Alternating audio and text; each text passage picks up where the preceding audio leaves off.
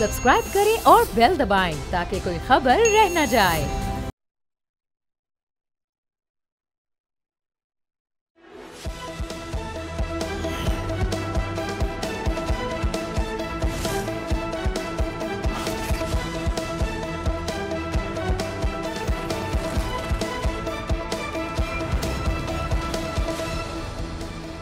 अस्सलाम वालेकुम। प्रोग्राम में खुश आमदीद। मैं हूँ अफसा कोमल। वफाकी दारुल हुकूमत इस्लामाबाद में तो हर तरह की कयास आराइयाँ हो रही हैं, लेकिन एक बात की बाकायदा तौर पर तस्दीक हो गई है और वो ये है कि वफाकी हुकूमत खैबर पख्तूनख्वा में गवर्नर राज लगाने पर गौर कर रही है।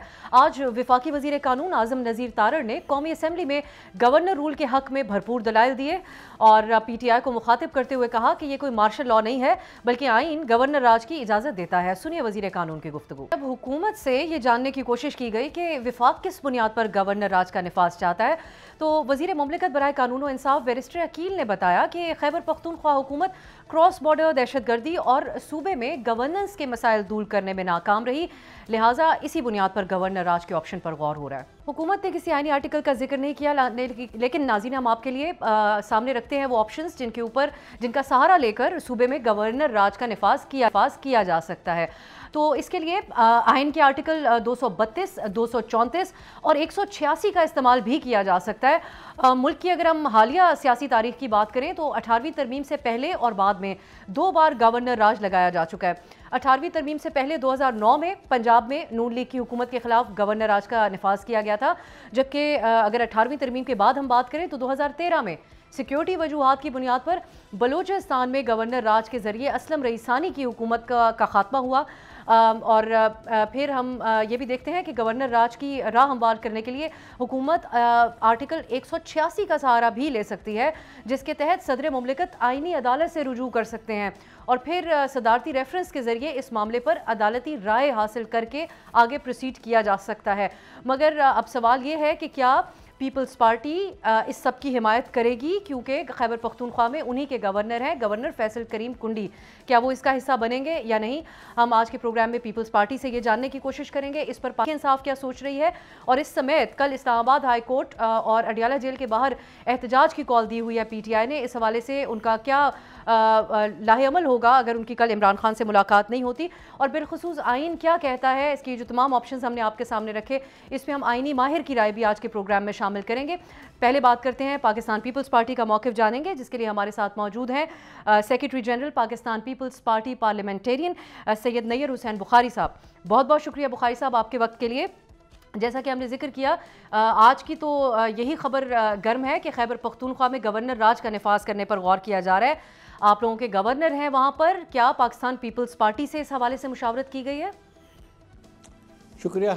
गुजारिश है कि आर्टिकल 232 के नीचे इमरजेंसी डिक्लेयर करना प्रेसिडेंट का प्रेरोगेटिव है, आइन उनको इख्तियार देता है, या सूबाई असम्बली रेजोल्यूशन पास करे कि जब जो है एडमिनिस्ट्रेशन जब ब्रेक डाउन हो जाए, एक्सटर्नल थ्रेट्स आ जाएं, इंटरनल डिस्टर्बेंसेस आ जाएं, तो प्रेसिडेंट ये फील करे कि अब आइन और कानून के मुताबिक प्रोविंशियल गवर्नमेंट नहीं चल रही, तो फिर वो इमरजेंसी डिक्लेयर कर दें और उसी आर्टिकल के नीचे वो इख्तियारात जो सूबाई हुकूमत के तफवीज़ कर दें गवर्नर को।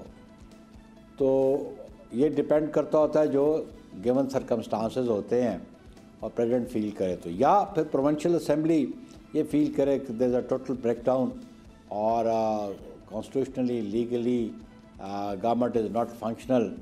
तो अब क्योंकि सूबाई असम्बली में तो PTI की अक्सरियत है, वो तो रेजोल्यूशन पास नहीं करेगी, लेकिन जो हालात है जिनकी निशानदेही की गई है कि अगर लॉ एंड ऑर्डर की सिचुएशन इस किस्म की हो कि आए दिन दरअंदाजी होती हो अफ़गानिस्तान बॉर्डर से, हमारे जो मेजर इंस्टॉलेशंस हैं उन पे अटैक हो, सिविलियंस को मारा जाए, उनको शहीद किया जाए, आर्म फोर्सेस के लोगों पे हमले आए दिन हों और पुलिस के पे आए दिन हमले हों, कोई दिन खाली नहीं जब ये इस किस्म के इंसिडेंट नहीं होते। Primary law and order situation को टैकल करना ये प्रोविंशियल सब्जेक्ट है, लेकिन अगर प्रोविंशियल गवर्नमेंट और प्रोविंशियल एडमिनिस्ट्रेशन अगर चीफ मिनिस्टर वो अपनी ज़िम्मेदारी ना निभाएँ और कोऑपरेटिव भी ना हो टुवर्ड्स फेडरल गवर्नमेंट, तो अल्टीमेटली फिर जो वफाक में जो कुव्वतें बैठी हैं उनको ये गौर करना पड़ता है, और अगर वो गौर करके इस नतीजे पे पहुँचें तो फिर आइनी तौर पे वो करेंगे। लेकिन मैं समझता हूँ कि ये वफाकी हुकूमत बिलखसूस प्राइम मिनिस्टर और प्रेसिडेंट साहब से ज़रूर मशावरत करेंगे, लेकिन एक मौका ज़रूर फराहम होना चाहिए चीफ मिनिस्टर KPK को। वो आवाम का मुंतखब नुमाइंदे अगर वो अपने आप को समझते हैं तो उस सूबे के लिए काम करें। उनका तो वन पॉइंट एजेंडा नज़र आता है जब से वो उन्होंने ओथ ली है कि अडयाला जेल और रिहाई उसकी। भाई रिहाई उसकी तो अदालतों के ज़रिए होगी, एजिटेशन के ज़रिए तो नहीं होगी, लेकिन जो बाकी ज़िम्मेदारी हैं आप पे, आइन और कानून जो आप पे ज़िम्मेदारियाँ डालता है बतौर प्रोविंशियल चीफ एग्जीक्यूटिव, आप उनको तो निभा नहीं रहे हैं। कोई डेवलपमेंट की खबर नहीं आती, कोई लॉ एंड ऑर्डर की सिचुएशन बेहतर होती नज़र नहीं आती, तो वो तो वन पॉइंट एजेंडे पे है। लेकिन अभी भी मैं समझता हूँ पीपल्स पार्टी कभी भी इस हक़ में नहीं रही कि जमहूरी अमल में इस किस्म की मुदाखलत हो। पार्लियामान जो है बिलखुसूस प्रोविंशियल असम्बली जो है वो अपने इख्तियारात भी इस्तेमाल करे, अपनी ज़िम्मेदारियाँ भी निभाए, लेकिन अगर ये ब्रेक डाउन हो जाता है लॉ एंड ऑर्डर सिचुएशन का तो फिर सलूशन क्या है? और सलूशन भी इमरजेंसी जो है वो आइनी तौर पे लग सकती है, ठीक है, दैट इज़ नॉट अनकॉन्स्टिट्यूशनल। और फिर इंपॉर्टेंट बात आपको बताऊँ, प्रेसिडेंट जब इमरजेंसी डिक्लेयर करता है तो विद इन 30 डेज़ वो रेफरेंस जाता है joint session of the national parliament पे, और फिर पार्लियामेंट उसको एक्सटेंड भी करती है, वो भी उसको एग्ज़ामिन आवाम के मुंतखब नुमाइंदे करते हैं। तो इस किस्म की सिचुएशन जो है अभी भी अगर अपनी ज़िम्मेदारियाँ निभाएँ तो शायद गवर्नमेंट ये इक़दाम ना उठाए इमरजेंसी का, लेकिन अगर वो टोटल नाकाम हो गया, उनका फेलियर हो गया, तो अल्टीमेटली और कोई सोल्यूशन नहीं होगा। ठीक है बुखारी साहब, आप CM खैबर पख्तूनख्वा की बात कर रहे थे कि वो रिहाई है उनके लीडर की, इस वक्त तो अदालती ऑर्डर के बावजूद उनको मुलाकात ना करने दिया जाना पाकिस्तान तहरीक इंसाफ के लिए एक मसला बना हुआ है। लेकिन हम कल से देख रहे हैं कि गवर्नर तब्दील करने की खबरें सामने आ रही हैं और कुछ नाम भी गर्दिश कर रहे हैं मीडिया में जिनको मुमकिन तौर पर नया गवर्नर खैबर पख्तूनख्वा लगाया जा सकता है। तो क्या पीपल्स पार्टी सारे सिलसिले से अपने आप को डिस्टेंट रखना चाहती है, या कहीं और ये सोच पाई जाती है कि अगर गवर्नर रूल लगाना है तो गवर्नर भी कोई और होना चाहिए? इसी को स्पेकुलेट करने पे हम पाबंदी तो नहीं लगाते, क्या सहराइयों पे पाबंदी तो नहीं लग सकती? हर बंदे की अपनी अप्रोच है, अपनी परसेप्शन है, लेकिन बुनियादी बात यह है कि जब हमारा मुआहदा हुआ था PMLN के साथ 2024 में, जब हमने गवर्नमेंट को उनको सपोर्ट किया, और एक मुआहदा तहरीरी मुआहदा है कि 2 गवर्नर, 2 प्रोविंसेस के गवर्नर पाकिस्तान पीपल्स पार्टी की डिस्क्रिप्शन होगी, वो अपॉइंट करेंगे, मेरी क़यादत करेगी, आसिफ अली जरदारी करेंगे, चेयरमैन बिलावल करेंगे। अभी जो KPK के गवर्नर फैसल करीम कुर्दी, वो पॉलिटिकल पर्सनैलिटी है, फॉर्मर डिप्टी स्पीकर हैं, उनके भाई आज भी प्रोविंशियल असम्बली के मेंबर हैं, वो पाकिस्तान का और बिलखुसूस KPK की एक स्ट्रॉन्ग पॉलिटिकल पर्सनैलिटी है और एक्सपीरियंस भी है। तो अगर उनको चेंज करना होगा तो ये मेरी क़यादत का फ़ैसला होगा ना, तो मेरी क़यादत ने डिसाइड करना है वो किसको लगाना है। ये तो डिस्क्रिशन मेरी क़यादत की है, ये डिस्क्रिशन किसी और की नहीं है। इसलिए हम समझते हैं कि ये प्रीमेच्योर बात है। अगर तो फेडरल गवर्नमेंट कोई अप्रोच करती है तो मुझे इन जो सिविलियंस के नाम नज़र आ रहे हैं, पाकिस्तान पीपल्स पार्टी, शेरपाव तो पाकिस्तान पीपल्स पार्टी नहीं है, परवेज़ खटक तो पाकिस्तान पीपल्स पार्टी नहीं, जो सिविलियंस के नाम आप ले रहे हैं, आर्म फोर्सेस के भी आप ले रहे हैं, लेकिन अल्टीमेटली फैसला चेयरमैन बिलावल भुट्टो जरदारी और प्रेसिडेंट ऑफ पाकिस्तान ये करेंगे गवर्नर के बारे में। लेकिन ये जो जवाब है सिक्योरिटी का, जिसका अभी हम है कि खैबर पख्तूनख्वा हुकूमत कॉपरेट नहीं कर रही है वफाक के साथ सिक्योरिटी इशूज़ के ऊपर। खैबर पख्तूनख्वा में कुछ अर्सा पहले ग्रैंड जिरगा हुआ, असेंबली में हुआ, जिसके अंदर अपोजिशन, हुकूमत और ख़ुद आपके गवर्नर कुंडी साहब भी शामिल थे, और हमें सिक्योरिटी ऑपरेशंस और सिक्योरिटी पॉलिसी के हवाले से हम आवाज़ नज़र आए गवर्नर कुंडी CM खैबर पख्तूनख्वा के साथ। तो क्या बुखारी साहब इस वक्त ये जो ऑप्शन जो बताया जा रहा है, एक जवाज़ बताया जा रहा है सिक्योरिटी का, ये फिर आवाम के लिए भी खैबर पख्तूनख्वा के काबिल कबूल होगा कि इसको बुनियाद बनाकर अगर गवर्नर रूल लगाया जाता है? देखिए जी, बात यह है कि हम ये समझते हैं कि आइन बालादस्त है, हर वो काम की पाकिस्तान पीपल्स पार्टी सपोर्ट करेगी जो आइन और कानून की हदूद के अंदर होगा। अब आप इसको मतलब स्पेकुलेट कर लें कि ये कामयाब होंगे नाकाम होंगे, दैट्स अ डिफरेंट इशू। कोई जब हालात जिस किस्म के होंगे उसके मुताबिक उनके साथ डील किया जाना चाहिए। लेकिन बारह हम अभी भी समझते हैं कि सूबाई हुकूमत अपनी जिम्मेदारियाँ निभाए, वो मौका फराहम न करे, वो अपने एक पॉइंट एजेंडे से बाहर निकले। एनएफसी के हवाले से 2 रोज़ बाद एनएफसी का इजलास होने जा रहा है। बुखारी साहब, हम पहले आपसे राय आपकी जान चुके हैं कि 28वीं तरमीम और उसमें एनएफसी के मामले को देखने के हवाले से बड़ी सख्त मुखालफत आप लोगों की तरफ से, बिलावल भुट्टो की तरफ से अपने रीसेंट स्टेटमेंट में भी की गई है। क्या अगर तरमीम के बगैर इस इजलास में कोई बीच का हल निकाला जाता है, वो काबिल कबूल हल आप समझते हैं पीपल्स पार्टी के लिए इस इजलास के ज़रिए निकाला जा सकता है एनएफसी के हवाले से? देखिए जी, अभी वो जब बैठेंगे, गुफ्तगू शरीक करेंगे, जो प्रपोज करेंगे तो ये तो प्री मेच्योर होगा ना अगर मैं उस पर कमेंट करूं। ना तो मैं उसका कमेटी का मेंबर हूं, तो मैं तो कमेंट नहीं करता। लेकिन एनएफसी के हवाले से चेयरमैन बिलावल भुट्टो जरदारी का बड़ा क्लियर स्टेटमेंट है कल जो उन्होंने फाउंडेशन डे की एनिवर्सरी पे उन्होंने दिया, तो उसके बाद तो उसकी नई वजाहत की ज़रूरत नहीं है। अब चेयरमैन के बयान की मैं तो वजाहत नहीं कर सकता। वो इट्सेल्फ जो बयान है वो बड़ा वाज़ेह है और मीडिया को उसको समझना चाहिए और उस पर क्वेश्चन भी नहीं करने चाहिए। अगर क्वेश्चन कर रहा है तो चेयरमैन बिलावल से ही क्वेश्चन किया जा सकता है। बुखारी साहब, ये बात हुकूमती वज़रा की तरफ से भी कही गई है और वो बहुत उम्मीद रखते हैं इस एनएफसी के इजलास के हवाले से कि खा वो दिफा के मद में हो या दिफा के हवाले से या लोन्स की मद में जो सूबे हैं अगर वो हिस्सा देते हैं तो उसके बाद फिर 28वीं तरमीम के अंदर एनएफसी के मामले को देखने की ज़रूरत नहीं होगी। इसका कोई इम्कान है? देखिए जी, this is all speculative what you are talking now.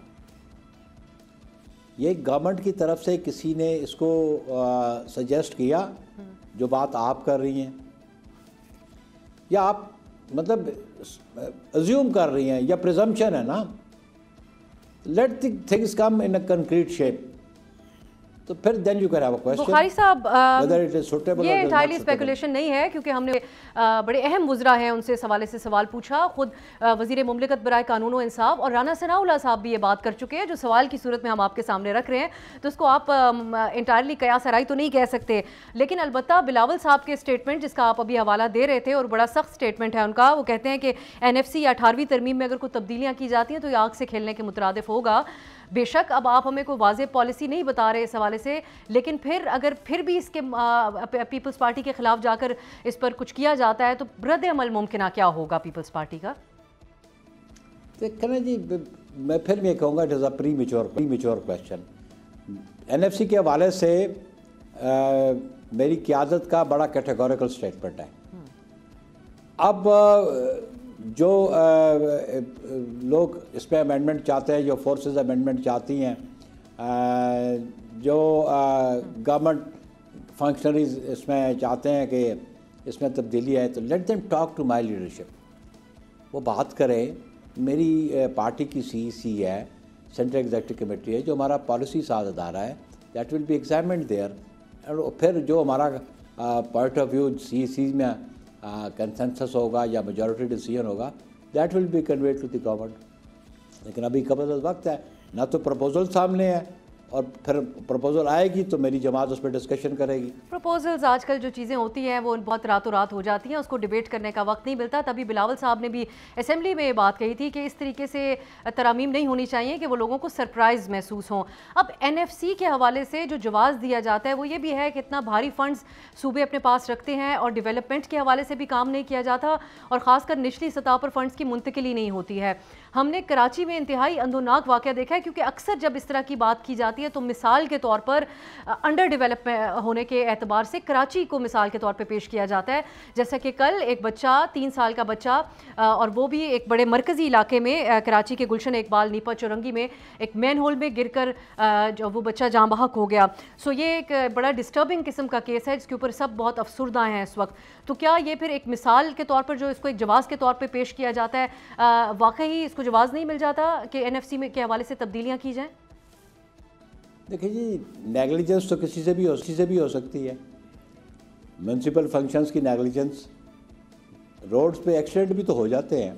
ये एक्सीडेंट है, बड़ा अनफॉर्चुनेट है। 3 साल का बच्चा, उन पेरेंट्स के लिए बहुत ही तकलीफ़देह बात, सारी ज़िंदगी का सदमा उनके लिए। लेकिन एट द सेम टाइम आपको देखना, यहाँ म्यूनसिपल फंक्शन है, हमने तो अपने शहर में भी देखा कि ड्रग एडिक्ट्स जो है ये मेन हॉल्स के डक्टर उठा के भेज देते हैं।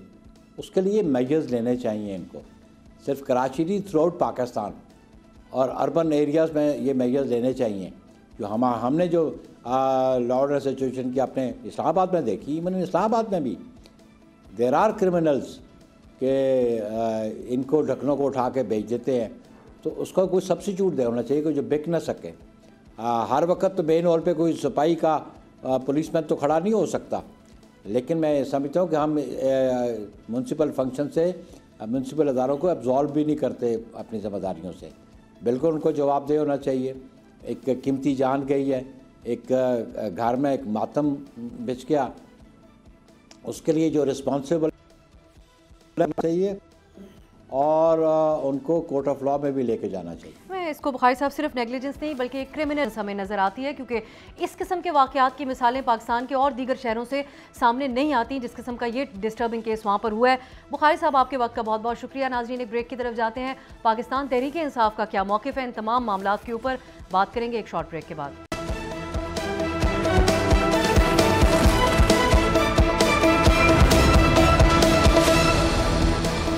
ब्रेक के बाद खुश आमदीद। पाकिस्तान तहरीक इंसाफ का मौक़िफ़ जानेंगे। हमारे साथ मौजूद हैं बैरिस्टर उमैर न्याई साहब, सीनियर रहनुमा पाकिस्तान तहरीक इंसाफ। बहुत बहुत शुक्रिया बैरिस्टर साहब आपके वक्त के लिए। सबसे पहले तो जो आज सबसे ज़्यादा जो खबर गर्म है और पार्लियामेंट में भी इसका जिक्र हुआ, वज़ीर कानून ने इसको कंफर्म भी किया कि खैबर पख्तूनख्वा में गवर्नर राज लगाने पर गौर हो रहा है। इसकी वजह बताई जा रही है कि सिक्योरिटी के हवाले से कॉपरेट नहीं कर रहे हैं वज़ीर आला खैबर पख्तूनख्वा वफाक के साथ। सो क्या मौक़िफ़ है इस पर पाकिस्तान तहरीक इंसाफ का?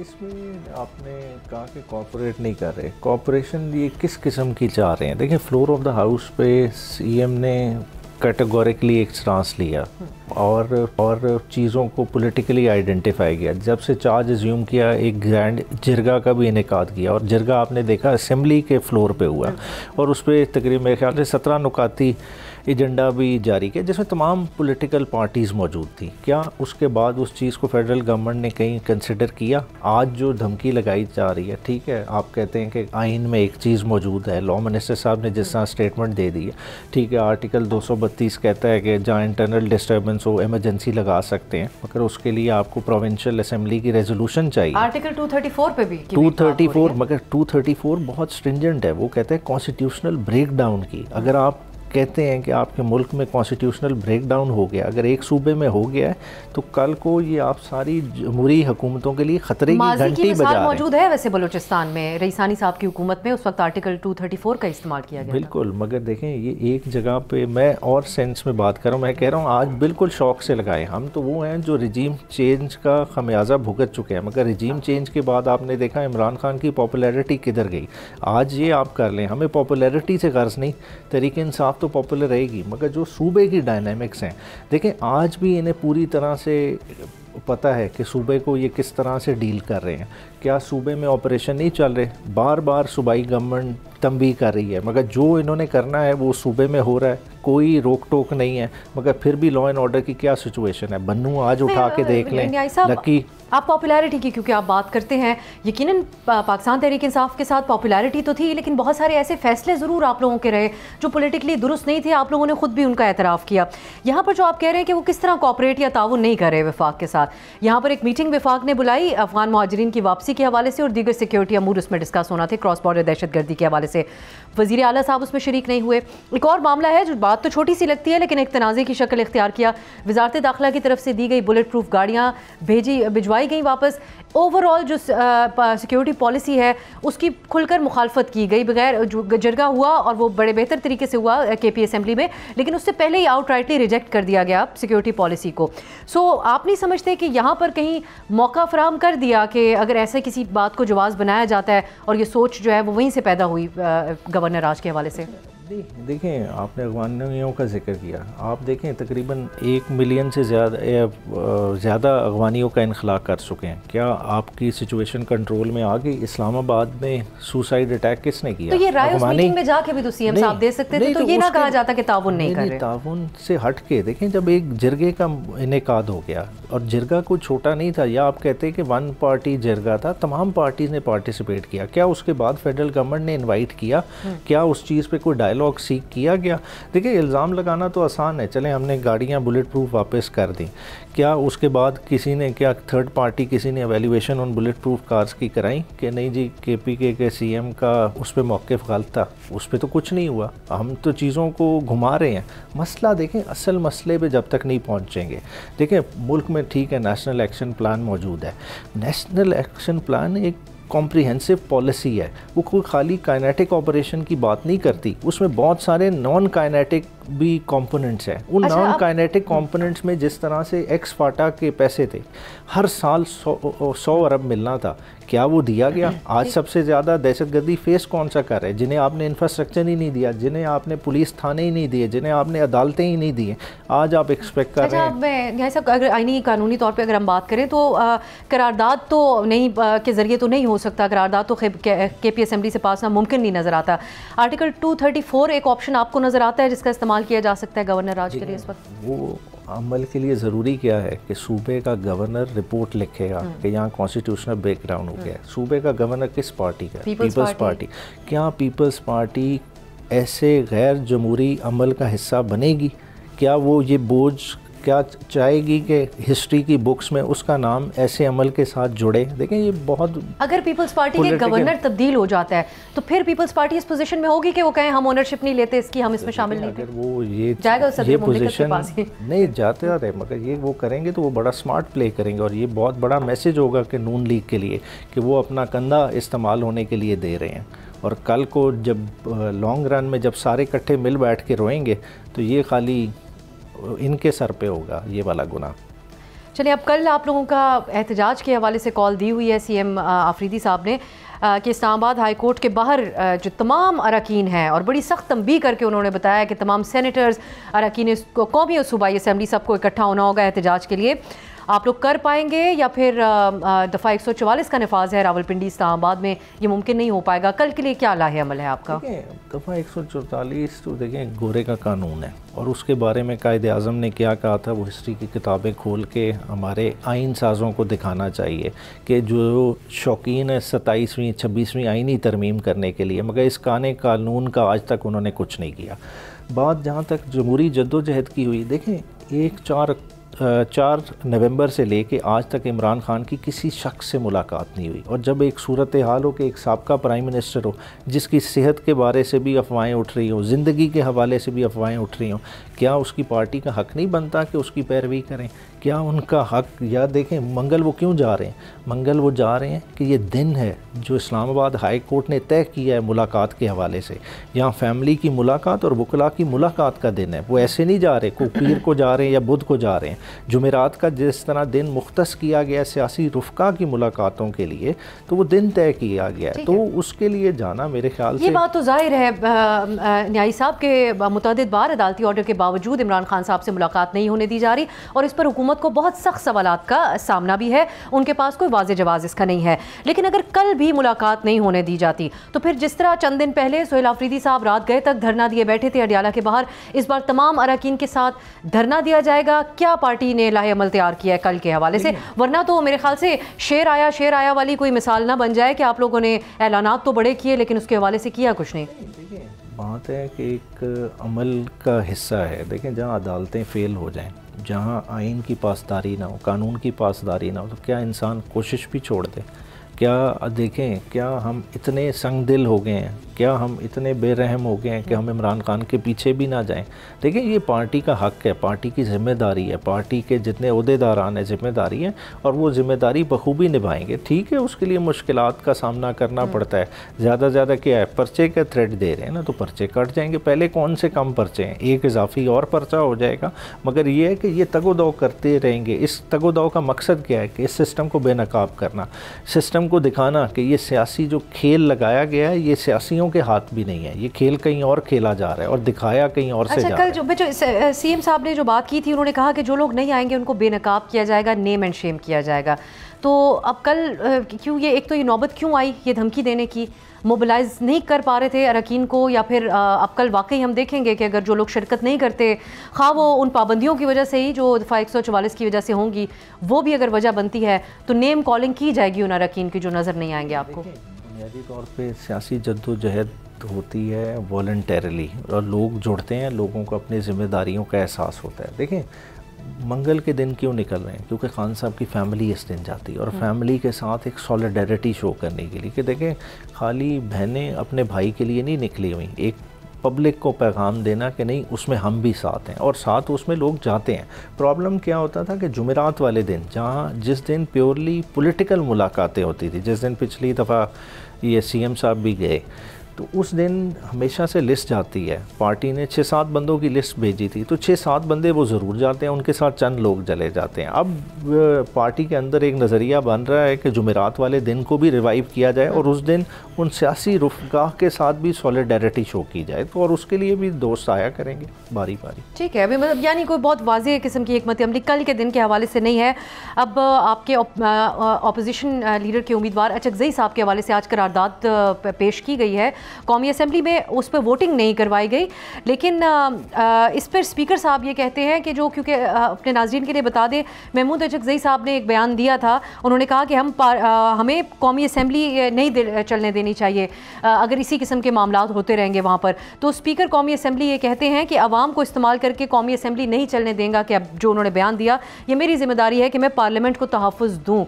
आपकी नज़र में क्या ये बयान ही इसकी वजह बन रहा है या कोई और वजूहात हैं अचकज़ई साहब के रास्ते में रुकावट डालने की? अच्छा देखिए, बात है पहले तो देखें स्पीकर साहब किस तरह का तहफ़्फ़ुज़ देंगे असम्बली को।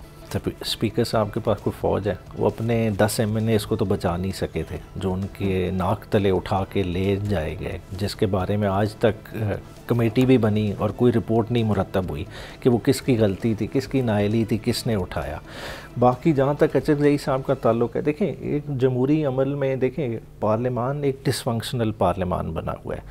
ये पार्लियामान बना हुआ है जो IMF ने रिपोर्ट दी है उस एलीट कैप्चर को सपोर्ट कर रहा है। ये इस तरह की कानून साजी कर रहा है जो गेटवेज खोल रहा है कि इधर अमीर अमीर तर हो जाए, ताकतवर ताकतवर हो जाए, ताकतवर को इम्यूनिटी मिली रहे, ताकतवर को कोई पूछे ना। तो इस तरह के ऐवान में अगर अचकज़ई साहब ने बात सख्त भी की है, क्या वो गलत की है? हमें ये खुद सोचना चाहिए। और अगर पार्लियामान लोगों से डिसोसिएट हो जाएगा, पार्लियामान अगर लोगों की एस्पिरेशन को रिप्रेजेंट ही नहीं करेगा, अगर 99% लोगों के मुताबिक ही नहीं है, उनके बारे में सोचता ही नहीं है, तो ऐसा पार्लियामान तो खुद हाउस ऑफ कार्ड्स की तरह गिर जाएगा। जी बहुत बहुत शुक्रिया, उमैर नियाज़ी साहब हमारे साथ मौजूद थे। नाज़रीन, पाकिस्तान तक का मौक़िफ़ आपने जाना। एक ब्रेक की तरफ जाते हैं। गवर्नर राज के हवाले से आइन क्या कहता है, इस पर हम माहिराना राय शामिल करेंगे। सदर पिलडैट अहमद बिलाल महबूब साहब हमारे साथ होंगे एक शॉर्ट ब्रेक के बाद।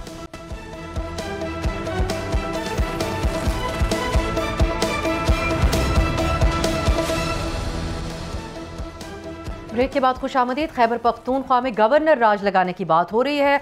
आईन पाकिस्तान इस हवाले से क्या कहता है, इस पर बात करने के लिए हमारे साथ मौजूद है सरबरा पिलडैट अहमद बिलाल महबूब साहब। बहुत बहुत शुक्रिया अहमद बिलाल साहब आपके वक्त के लिए। अब आप जैसा कि जानते हैं खैबर पख्तूनख्वा में गवर्नर राज लगाने की बात हो रही है और उसकी वज़ीर कानून अब तस्दीक भी कर रहे हैं।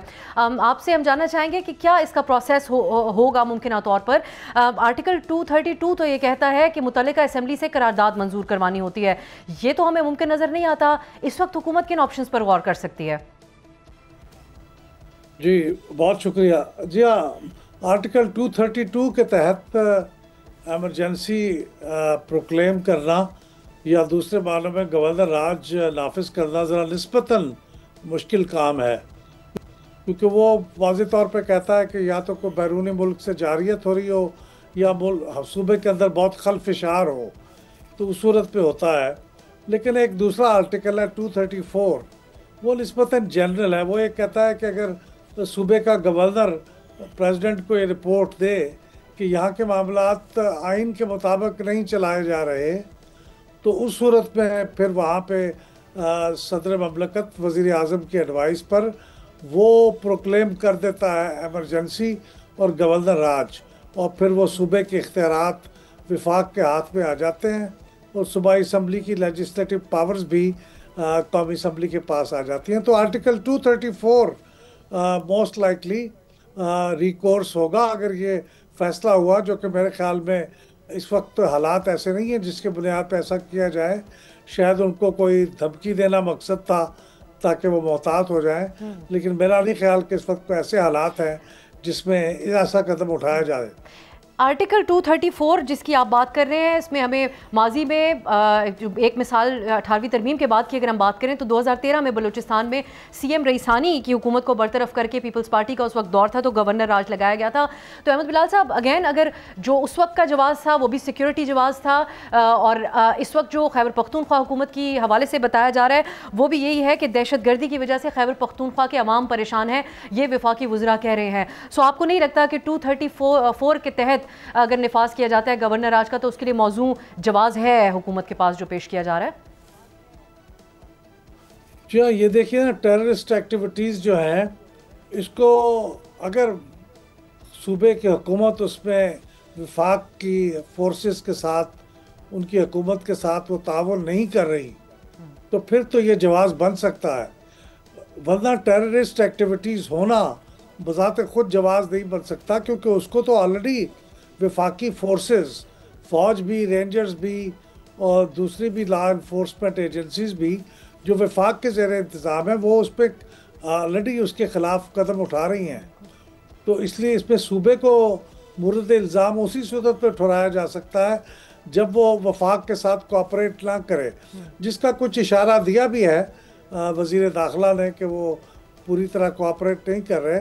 लेकिन अगर, क्योंकि आप ये देखें कि जब ये हो जाए तो उसके बाद शायद ज़्यादा बड़ी ख़राबी का सामना करना पड़े, तो इसलिए मेरे ख्याल में ये करने से पहले बहुत सोच लेना चाहिए। ये बहुत ज़्यादा वाइज कदम नहीं होगा इसको उठाना जब तक कि बिल्कुल ही मजबूरी ना हो जाए, और मेरे ख्याल में अभी वो वक्त नहीं आया कि बिल्कुल मजबूरी हो। अच्छा, अब ये सिक्योरिटी जवाज़ ही हुकूमत की तरफ से पेश किया जा रहा है, इस पे तो आपने रोशनी डाली है, लेकिन कोई और भी वजूहात बनाई जा सकती हैं? जैसा कि हमारे यहाँ मिसालें तो हैं मौजूद सीएम की नाअहली की सूरत में। अब जो सीएम खैबर पख्तूनख्वा सोहेल आफरीदी हैं उन पर इलेक्शन ECP के अंदर भी ज़ाब्ता अखलाक की खिलाफ वर्जी के हवाले से केस चल रहा है। अभी जो हालिया ज़िमनी इलेक्शन हुए उसके अलावा साइबर क्राइम के दीगर उनके ऊपर मुकदमात भी हैं।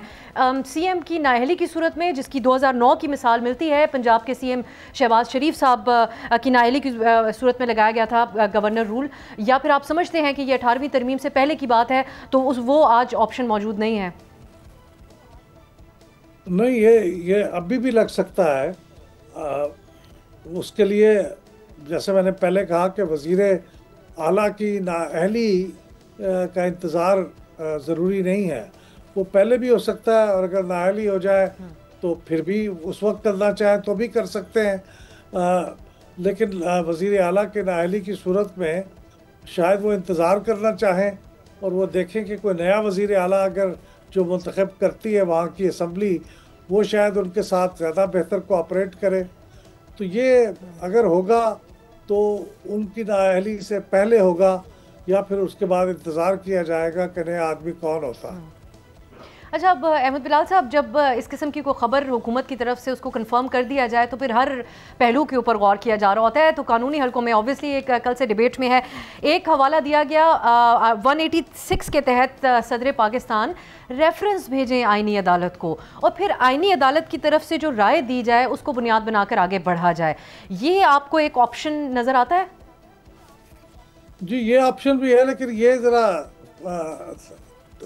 लॉन्गिश किस्म की चीज़ है, इसमें वक्त भी लग सकता है, और आइनी जो अदालत है वो हो सकता है फौरी तौर पे जवाब भी ना दे। अगर वफाक के महसूस करता है कि उनके पास ये एक्शन लेने का वक्त आ गया है तो फिर उनको वफाकी आइनी अदालत के पास भेजने का तकल्लुफ़ करने की ज़रूरत नहीं है, वो फ़ौरन एक्शन कर सकते हैं और फिर बाद में अदालत में जाएगा। लेकिन माजी में मैं आपको बताऊं कि जितने भी ये इस तरह के केसेस हुए हैं कि जिसके अंदर गवर्नर राज लगाया गया है, ज़्यादातर अदालतों ने उसको बिला जवाज़ ही करार दिया है। तो उसको साबित करना कि वाकई ऐसे हालात थे, वो फिर बहुत तैयारी करनी पड़ेगी। अक्सर औकात तो ये गवर्नर राज है 2-3 महीने से ज़्यादा नहीं चल सका, माजी की बहुत सारी मिसालों के मुताबिक। बहुत बहुत शुक्रिया अहमद बिलाल महबूब साहब, गुफ्तगू कर रहे थे रूल के हवाले से। आर्टिकल 234 उनको लगता है कि ये इसका इस्तेमाल मुमकिन है, लेकिन उन्होंने इस बात पे भी रोशनी डाली कि इसके आगे क्या असरात और नताइज हो सकते हैं। नाज़रीन, प्रोग्राम देखने का शुक्रिया, इजाज़त दीजिए, खुदा हाफ़िज़।